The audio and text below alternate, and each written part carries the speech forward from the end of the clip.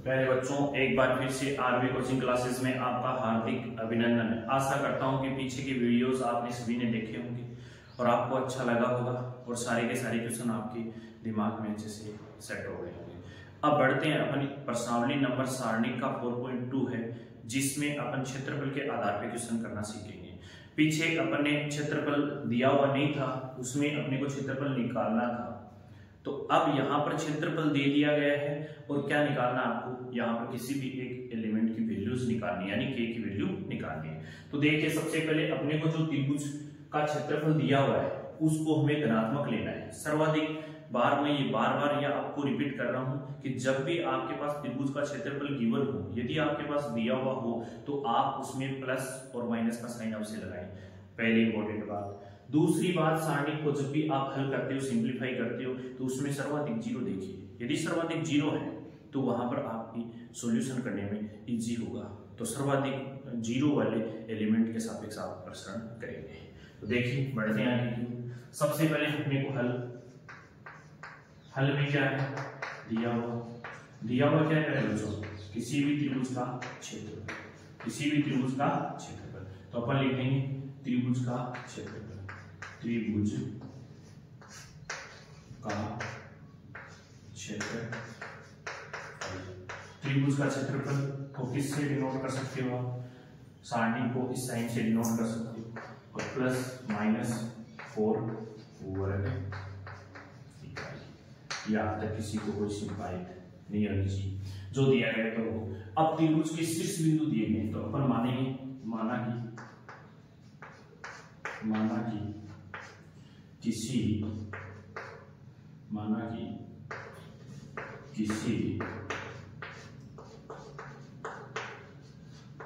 त्रिभुज के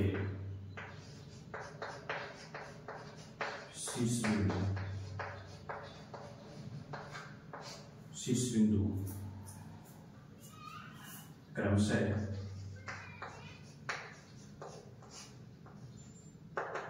ए का क्या हो गया K0, K,0, बी का क्या हो गया 4,0, सी का क्या हो गया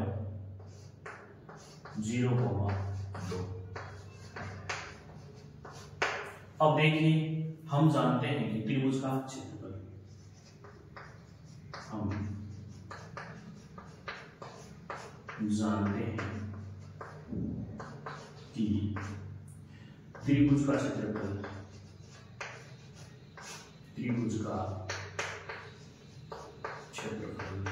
प्यारे बच्चों, त्रिभुज का क्षेत्रफल का सूत्र क्या होता है वो बताइए। 1/2 x1 x2 x3 y1 y2 y3 1 1 1।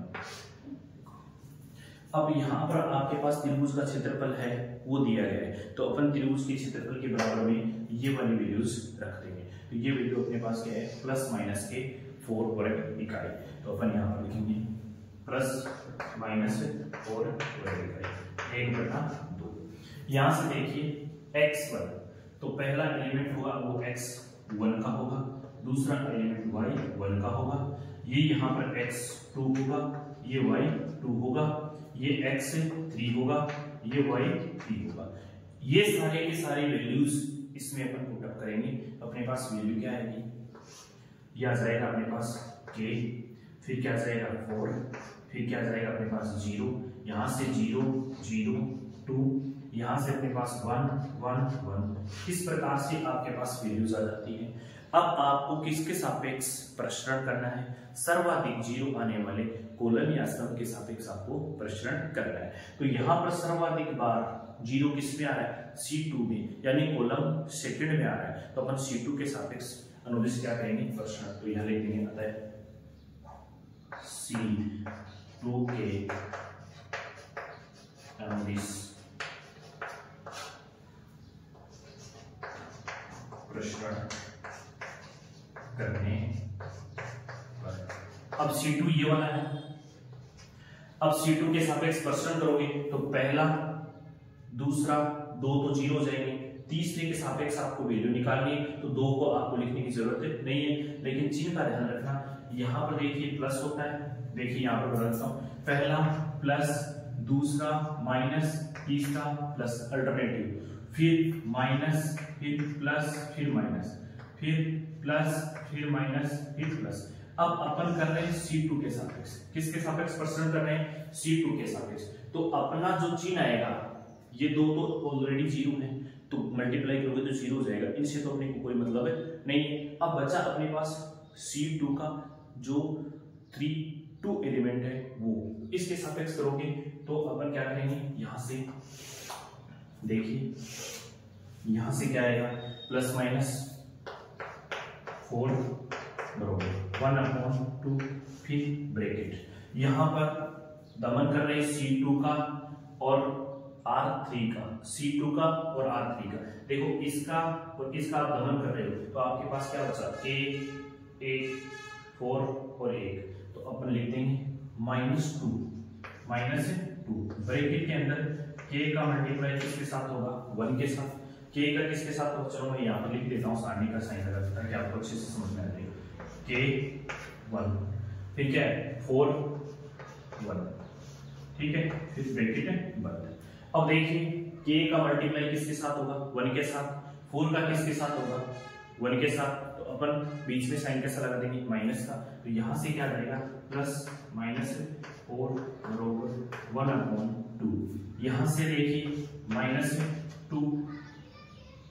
अब आप चाहते हो तो इस 2 से ये काट भी सकते हो, तो यह जाएगा K -4 ब्रैकेट बंद, इस 2 से इसको काटा तो यहाँ पर बचा -1, क्या बचा, -1, तो ये हो गया -1, K -4। देखो ये अंदर जाएगा तो इस K को क्या बना देगा, माइनस, और इस माइनस से ये 4 क्या हो जाएगा, प्लस, तो मैं इसको लिख सकता हूँ ना ऐसे, -K + 4, और इधर अपने पास क्या है, +-K4। अब अपन क्या करेंगे, अपने पास ये वाली जो वैल्यूज है इसको इसके बराबर रखना है, तो एक बार के लिए अपन प्लस वाला साइन लेंगे और एक बार के लिए क्या लेंगे, माइनस वाला साइन। तो अपन यहाँ पर लिखेंगे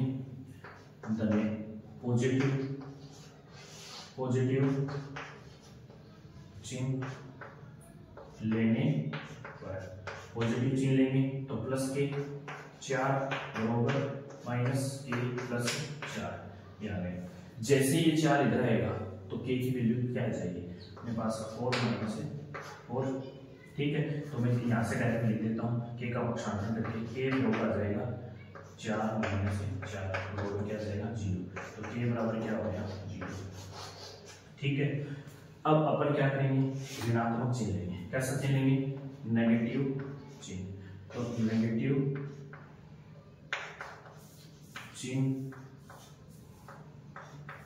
लेने पर, जैसे आप नेगेटिव चिन्ह लोगे तो ये माइनस वाला 4 बराबर -K + 4, ये आ जाएगा। अब देखो क्या है बच्चों, यदि 4 को उधर लेके जाएंगे और K को इधर भेजेंगे, या 4 को इधर लेके आओगे तो माइनस से माइनस कट जाएगा, तो K बराबर क्या आ जाएगा, K बराबर आ जाएगा 4 + 4, यानी K बराबर क्या आ जाएगा 8। तो अब K की वैल्यूज कितनी आ गई मेरे पास, 2 आ गई, एक तो K की वैल्यू 0 है, दूसरी K की वैल्यू क्या है 8, तो अपन लिख देंगे यहाँ पर अतः K बराबर 0 तथा K बराबर 8, यह आपका क्या है आंसर। तो आशा करता हूं कि ये प्रश्न आपको अच्छे से समझ में आया होगा, तो इसे नोट डाउन कीजिए। बढ़ते हैं अपन अगले प्रश्न की ओर, ध्यानपूर्वक लिखिए।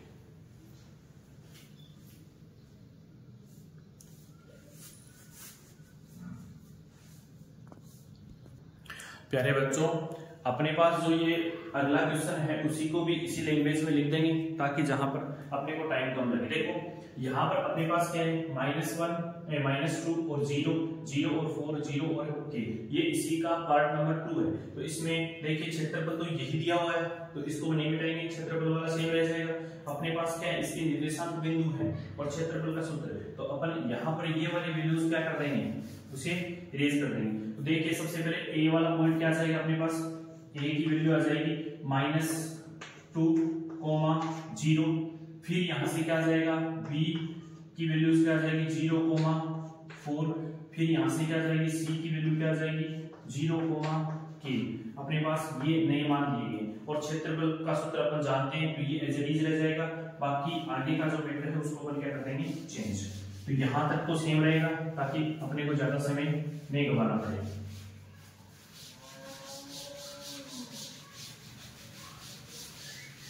ताकि इतना समय अपना बच सके। अब देखिए प्यारे बच्चों, यहाँ पर अपने पास त्रिभुज का क्षेत्रफल अपन जानते हैं। त्रिभुज का क्षेत्रफल यहाँ से अपने को क्या दिया गया था +-4 वर्ग इकाई। तो अपन यहाँ से लिख देंगे +-4 वर्ग इकाई है। अब 1/2। अब यहाँ से देखिए x1 की वैल्यू कितनी है, यहाँ से x1 यानी पहला एलिमेंट x का होता है, दूसरा एलिमेंट y का होता है। तो ये होता है y1, ये होता है x2, ये होता है y2, ये होता है x3, ये होता है y3। अब प्यारे बच्चों देखिए ये वाली जितनी भी वैल्यूज हैं यानी जो शीर्ष बिंदु दिए गए हैं उनके निर्देशांक अपन यहाँ पर पुट अप कर देंगे ताकि अपन k की वैल्यूज प्राप्त कर सकें, फाइंड आउट कर सकें। तो यहाँ से क्या आ जाएगा -2, यहाँ से क्या आ जाएगा 0, यहाँ से क्या आ जाएगा 0, फिर यहाँ से क्या आएगा 0, यहाँ से क्या आएगा 4, यहाँ से क्या आ जाएगा k, फिर 1 1 1।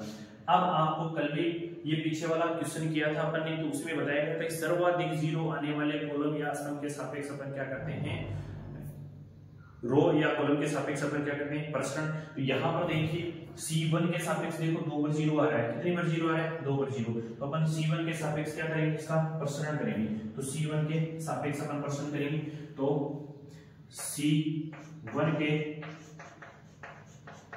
सापेक्ष प्रसरण करने पर प्रसरण कीजिए। पहला एलिमेंट किसका होता है प्लस का, तो प्लस और माइनस क्या हो जाएगा माइनस। यहां से देखिए +-4 बरोबर 1/2 सूत्र का है, फिर बड़ा ब्रैकेट लगाना है। इसको मैट्रिक्स मत समझ लेना, बड़ा ब्रैकेट लगा रहा हूं मैं। फिर अपने पास क्या है, इस C1 के सापेक्ष कर रही हूं तो -2, फिर सारणी का साइन। देखो दमन किसका होगा, R1 का होगा, किसके सापेक्ष होगा C1 के सापेक्ष। तो आपको नजर क्या आ रहा है 4 1 k 1, तो इसको लिख देंगे 4 1 k 1, फिर सारणी ये साइन आ गया। अब देखिए अपन इसको हल करेंगे तो सबसे पहले k का किसके साथ गुना होगा 1 के साथ, फिर k 4 का किसके साथ होगा 1 के साथ, k का भी किसके साथ होगा 1 के साथ, बीच में साइन कैसा लग जाएगा माइनस का, तो प्लस माइनस चाहे इसका गुजर गुना करके आप करवा सकते हो या फिर काट देना, इसको कोई दिक्कत नहीं। 1/2, फिर ब्रैकेट अपन क्या कर देंगे बंद, फिर -2, फिर यहाँ पर 4 - k, फिर ब्रैकेट बंद। अब देखिए इस 2 से अपन इसको काट सकते हैं, मल्टीप्लाई में है तो यहाँ पर क्या बचा अपने पास एक कैसा हो जाएगा माइनस का, तो अपने पास आ गया -1, फिर ब्रैकेट में 4 - k, इधर क्या बचा प्लस माइनस है 4। अब देखिए प्यारे बच्चों ये जैसा ही माइनस अंदर जाएगा तो इसको माइनस बनाएगा और इसको प्लस बनाएगा, तो अपने पास वैल्यूज क्या जाएगी -4 प्लस k, इधर आ जाएगा +-4। अब अपने पास चिन्ह किसका लेना है, एक बार के लिए धनात्मक लेना है और एक बार के लिए ऋणात्मक लेना है। तो अपन लेंगे धनात्मक यानी प्लस चिन्ह लेने पर प्लस वाली वैल्यू लेंगे यहाँ पर, तो प्लस के कितने आ जाएंगे 4, इधर क्या बचा माइनस का 4 प्लस क्या आ गया k। जैसे ही मैं इधर पक्षांतरण करूंगा तो k की जो वैल्यू आएगी वो मेरे पास क्या आ जाएगी, ये माइनस इधर आते किसका हो जाएगा प्लस का, तो 4 + 4 क्या आ जाएगा 8। तो k का मान आ गया अपने पास 8। एक तो ये हो गया। अब अपने को चिन्ह कैसे लेना है ऋणात्मक, तो नेगेटिव साइन लीजिए, नेगेटिव चिन्ह के लिए। जैसे नेगेटिव चिन्ह के लिए लेंगे तो अपने पास -4, उधर क्या है -4। अच्छे से समझ में आया होगा आपको। देखिए मेरे बच्चों इसमें क्या किया अपन ने, यहाँ पर वैल्यूज पुट कर दी x1 और y1 की, यहाँ से यहाँ पर पुट अप करने के बाद अपन ने C1 के अनुदिश इसका क्या कर दिया है प्रसरण कर दिया है। प्रसरण करने पर अपने पास वैल्यूज क्या है देखिए, यहाँ से ये प्लस और माइनस अपने पास क्या था, त्रिभुज का क्षेत्रफल। यहाँ से अपन 1/2 सूत्र का 1/2 लगा दिया। यहाँ से देखिए -2 क्योंकि अपन C1 के सापेक्ष क्या कर रहे हैं, प्रसरण कर रहे हैं। तो C1 का पहला एलिमेंट क्या है, -2, तो अपन ने -2 रख दिया है। फिर अपने पास दमन किसका किया, अपन ने R1 का और C1 का दमन किया है। तो अपने पास 4 और 1 k और 1 ये 2 वैल्यूज बची, तो अपन इनको यहाँ रख लेते हैं, यानी एलिमेंट हो गए अपने पास 4। अब इनका इसके साथ मल्टीप्लाई और इनका इनके साथ मल्टीप्लाई। जैसे आप मल्टीप्लाई करोगे तो 2 से इसको काटोगे तो माइनस का 1 आएगा, क्यों, क्योंकि ये माइनस की 2 है। अब जैसे ये -1 अंदर मल्टीप्लाई होगा तो इसको तो माइनस बनाएगा और इसको क्या बनाएगा, प्लस। तो ये आ जाएगा -4 और ये आ जाएगा +4। अब अपन एक बार के लिए धनात्मक चिन्ह लेंगे और एक बार के लिए कैसा लेंगे, ऋणात्मक चिन्ह। तो धनात्मक चिन्ह लेंगे तो यहाँ से क्या आ जाएगा, +4 आ जाएगा, यहाँ पर -4 और +k। जैसे अपन पक्षांतरण करेंगे तो ये 4 इधर जाते हैं, किसका हो जाएगा, प्लस का। तो 4 और 4 जुड़ के कितने हो गए, 8। तो k की वैल्यू आ गई आपके पास 8। फिर आप क्या करोगे, ऋणात्मक चिन्ह लोगे तो -4 होगा और इधर आपके पास -4 पहले से ही है और प्लस का k है। जैसे इसका पक्षांतरण करोगे तो 1 माइनस का और 1 क्या होगा, प्लस का। तो दोनों वैल्यू सेम होने की वजह से घटेंगे तो वैल्यूज क्या आएगी, 0। तो अपने पास इसका मान क्या आ गया, 0। अब यहाँ पर अपने बच्चों 2 वैल्यूज आ गई k की, एक तो हो गया 0 और दूसरा हो गया 8। तो इसी प्रकार ये हो गया आपका आंसर। इस वाले क्वेश्चन में और पीछे वाले क्वेश्चन में ज्यादा कुछ अंतर नहीं है, सिर्फ एक कॉलम का अंतर है यहाँ पर, और बाकी वैल्यूज सेम की सेम आ रही है दोनों में। तो अच्छे से, आशा करता हूँ अच्छे से प्रश्न समझ में आया होगा। तो इसे नोट डाउन कीजिए और आगे बढ़िए। वीडियो को ज्यादा से ज्यादा शेयर कीजिए।